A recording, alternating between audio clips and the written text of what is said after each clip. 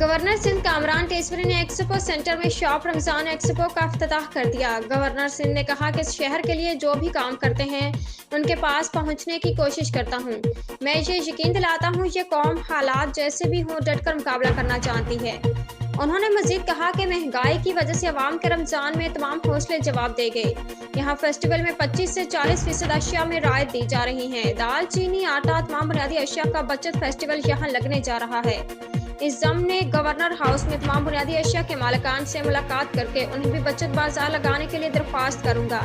इस वक्त पेट्रोल दीगर महंगाई की वजह से लोगों का दूर दराज खरीदारी के लिए जाना भी मुश्किल हो गया है।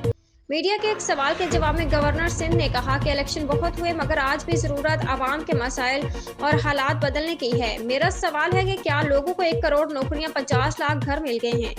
अल्लाह का खौफ करें। आज भारत दुश्मन मुल्क हमारे आपस में लड़ने पर हंस रहा है। ये वक्त जग हंसाई कराने का नहीं, इस वक्त पाकिस्तान को बचाने की जरूरत है। इस ज़म्न में सबको मिलकर मुल्क को मुस्तहकिम करने की कोशिश करना होगी। उम्दा में पकाएं और जी भर के खाएं।